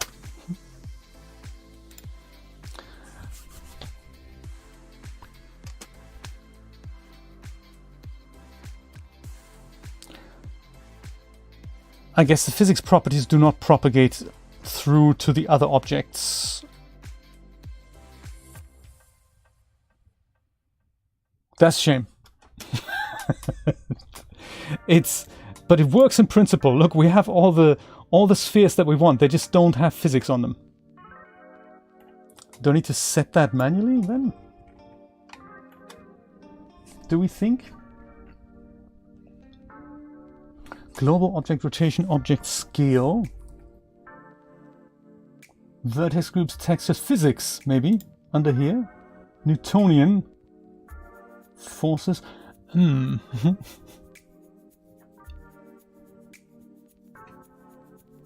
Oh, you think I should just use the curve of this and let the particles follow that? So basically faking the physics.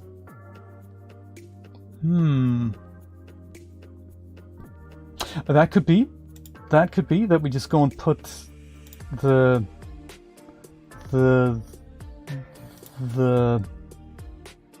rigid body and we'll say this is active. That could be. Let's try that. That's a good idea. Let's see. Does it?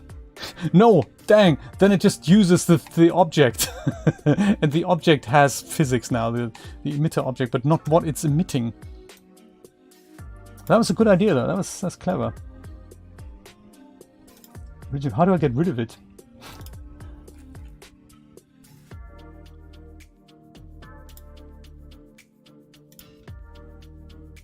Does passive do something? No, it just goes and rains right through this. And the sphere, actually, just to make absolutely sure, the sphere is set to active.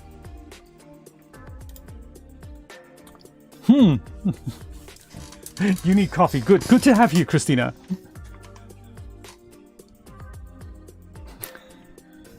Maybe we can't do it that way then. But maybe there's a way to say when you generate your particles, make sure they're kind of real geometry or something. Multiply mass with size, that's certainly not it. Physics, forces, deflection, integration, collision collection. Oh, is that cool? Should we maybe use the tech collection? Maybe it needs to be set. The size, deflect, die on hit. Oh wow. It could also be, could also not be. Let's see. Does it? Nope, does nothing. Okay, I'll set it right back. Render as object, scale, randomness, global object rotation, extra, anything? Parent particles, uniform, dead. Field weights, force field settings, vertex groups, textures, custom properties. Huh. Anything else? Under source. Emit from, distribution.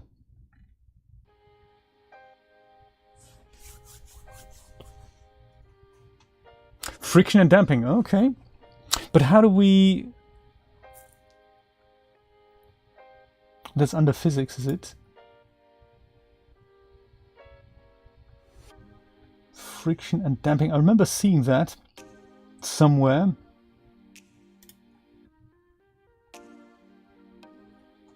Effector collection. Limit effectors to this collection. Dang. Force field settings. No, that's not it. Oh, there's a... Oh yeah, good point. Yeah, good point. Very clever. Thank you. What did you say I need to do? Friction. Friction 0.5, and there's friction and bounciness here. So they are enabled, both of them, under surface response collisions. Okay. Let's see if I can find it. Oh, shape. Okay, maybe shape also needs to be set to mesh then, doesn't it? Haha. Let's see what happens now. Let's see what happens now. Will this work? You know! Dang! Does not collide with nothing. Oh, you can't? Jafar, thank you for subscribing. I appreciate that. If the chat is getting in the way, do let me know. I have a way of switching that off now. Move the physics modifier after the particle one. Oh. You mean in the...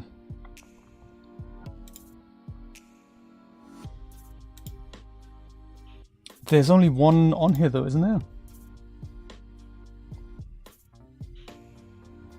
I don't know. Maybe the emitter thing isn't going to work. I have a feeling. Maybe it's not going to work. What are we going to do? We need to go back to making individual instances split out if we want to get anything done. No worries, Brian. I appreciate suggestions. Maybe we do need to go back to the non-emitter version then, because I don't really know how else to turn these puppies into real geometry. But it's worth trying out. Applied the move, rotate, and scale on the objects. I think I have, but let me just do this again, because I'm not entirely sure if I've applied it on all of them. I thought I did. Modifier, does he need that as well? Possibly. Let's just try it out. Oops.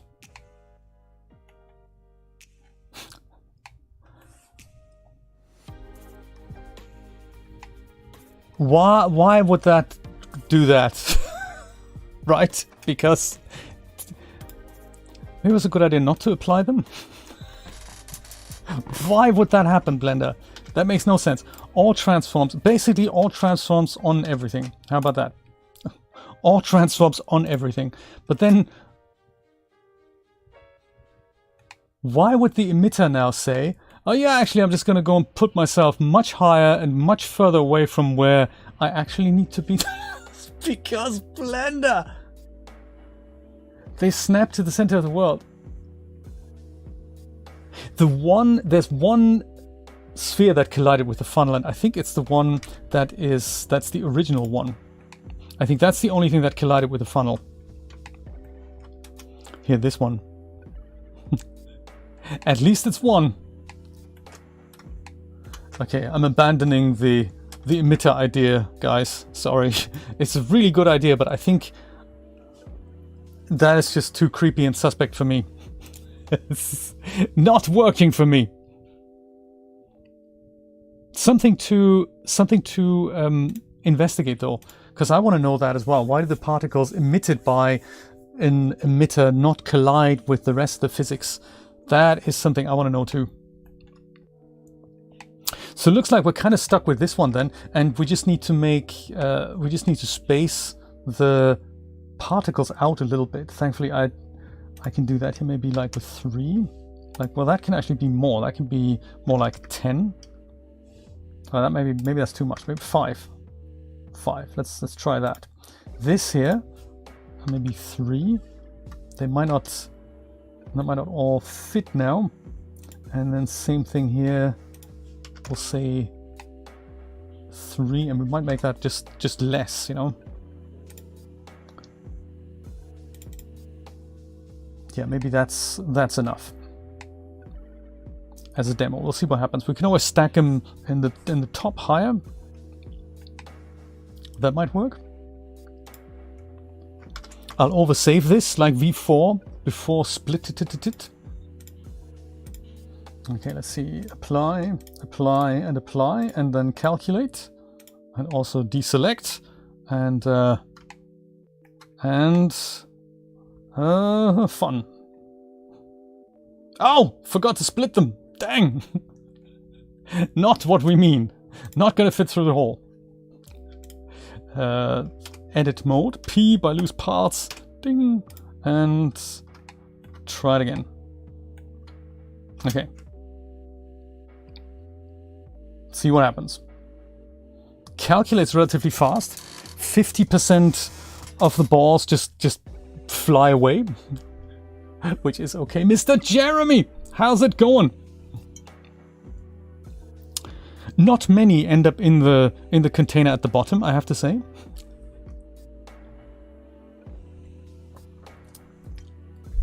And Neville, have a good sleep. Sweet dreams, my friend. Maybe the balls that jump out could be the people who unsubscribe. I have it all worked out, Brian. It makes perfect sense. Because you get subscribers, you get unsubscribers. Did you know, actually, by the way, it's kind of funny to think about this, 80% of the viewers that I get are not subscribed to my channel. 80%, which is kind of crazy. It's a lot of people who watch videos who are not subscribed. So if they all were subscribed, I'd now get the YouTube play button. There's a hole in my bucket. Jeremy, that's so rude, isn't it? If only we could count the amounts of spheres in here versus the ones that we need to send on their way to make this work.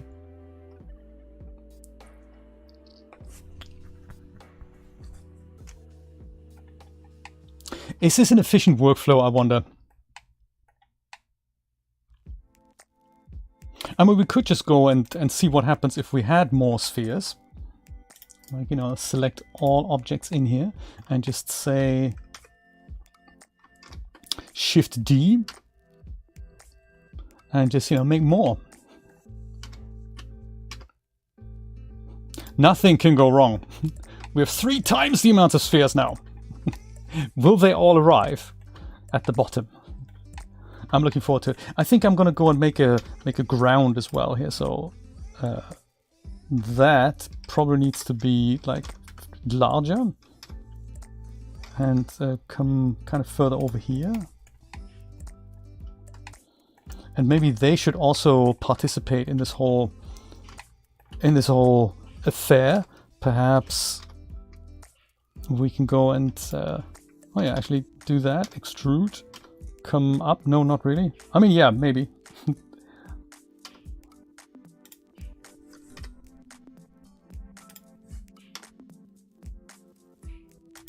There, we just build it a little thing here.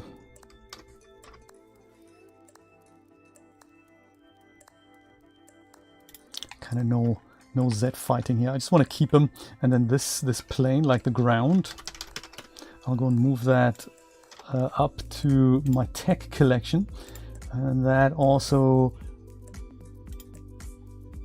gets the rigid body passive thing. And maybe also while we're here, let's give it a happy color, like yeah, maybe that's nice. It's green. I like it.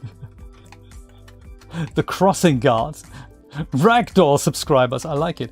Let's see if it's enough to keep all the balls in here. So we're gonna go and simulate lots and lots of balls now. Let's see how many of them end up in the cup at the bottom. I mean, I was kind of thinking to make that larger. Or maybe it'll look more dramatic if we actually make it taller or slimmer, in fact. But then it's difficult to catch it. Well, let's just go and calculate it as it is. See if it actually works. Subscribers into the grinder. Is it nothing ends up in the slide, actually? That's just so sad. Maybe I just need to make the slide much larger. Or I need to have something that's way, way simpler.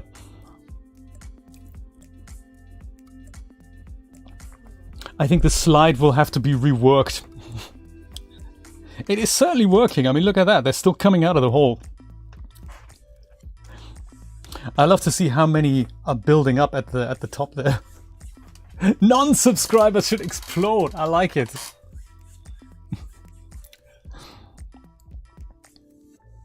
So much fun with physics. We're gonna need a bigger bucket. Do you know, I think the size of the bucket's okay. We just need more balls in the bucket that we already have. I think I criticized the bucket officially for not sucking in the balls. If this was fluid, no problem. Last stragglers arriving.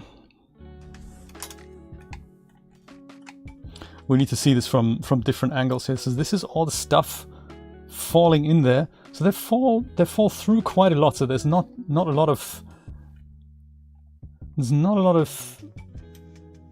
ball storage going on in here at the top.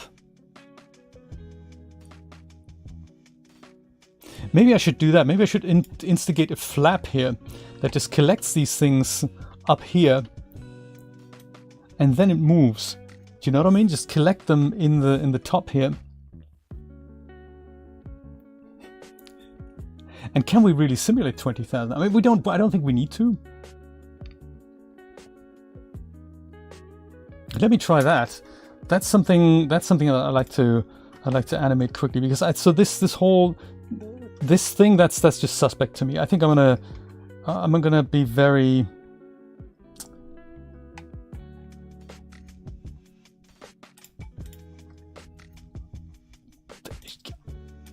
I think I'm making an executive decision. I'm gonna remove it. I don't like it anymore. I don't like it anymore. I think I'm gonna go and put maybe all of literally everything back into the scene middle here, like so. I think that's a good start. Then I think I'm going to add a flap of some kind, maybe just a cube. That'll be kind of flat. So S and Z, let's make it like this. Could be the flap here. And this is just essentially the closer now. That closes down this thing here. Oops. Make it larger as well, like so.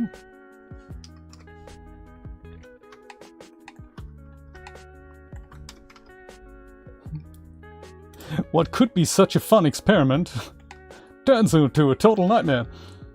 So then, I think once we reach, oh yeah, this guy needs to, that's kind of the lid here, so that needs to move into my tech collection, and then that needs to also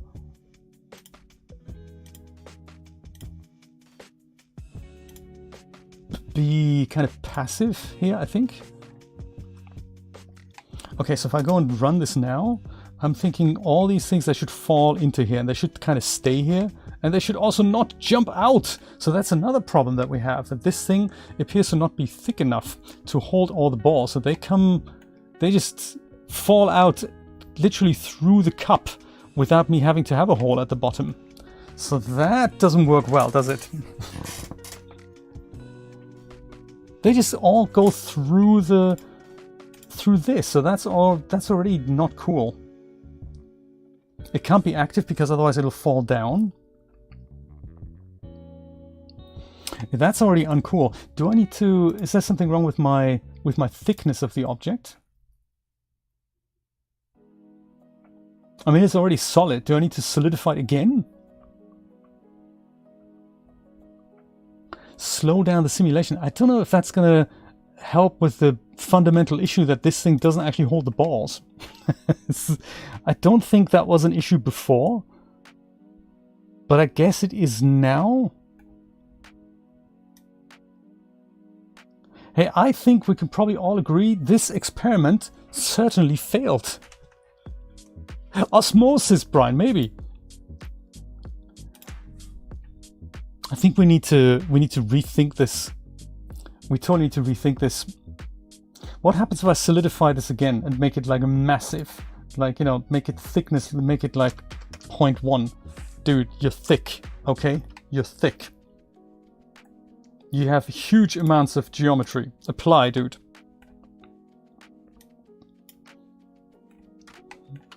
No way can osmosis put balls through there. Yes, it needs to be thicker. Even that much thickness isn't helping. Could be that my bottom holder bit is not thick enough. That could be. Totally don't appreciate it. A thick ball, yes. Totally don't appreciate Blender not playing by the rules, or having rules that we're not aware of. Totally don't like that.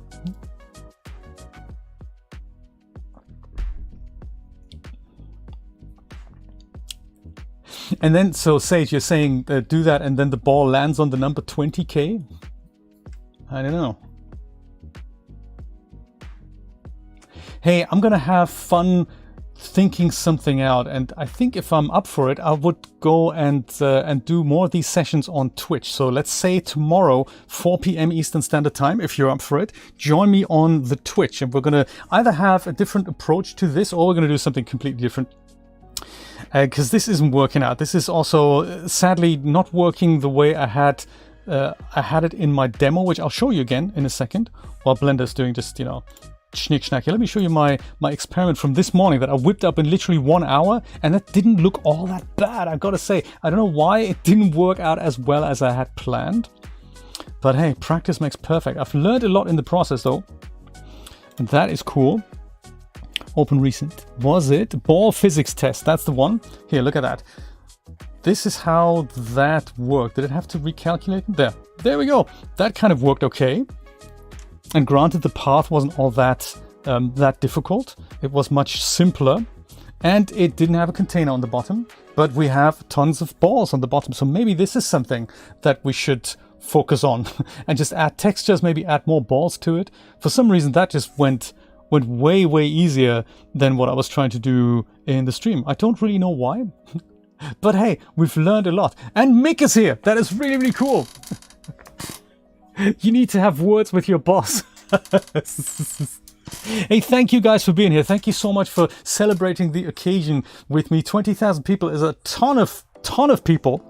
Thank you so much for subscribing. I think in about 10 years, I'll get to 100,000, and then I'll share with you the YouTube play button. I mean, also, this is another thing that's super important to remember. It doesn't mean anything. 20,000 sounds like a large number, but at the same time, some people reach that within 6 months, you know? So I think what I'm doing is just something that I'm having fun with, and it doesn't reach the major vast audience that other YouTubers reach, and for me that's perfectly fine. So I don't see this as an achievement, really. I find it's amazing, it's flabbergasting, and it's wonderful that we can hang out. That's really how I see it. So it's not something that I've worked towards actively. I haven't hacked growth algorithms. Some of my thumbnails are pretty terrible. I'm not cohesive. I'm not on topic. I could do so much better, but it's also a fun and passion project. So that's what I'm thinking about. And thank you so much for being on this super exciting journey with me.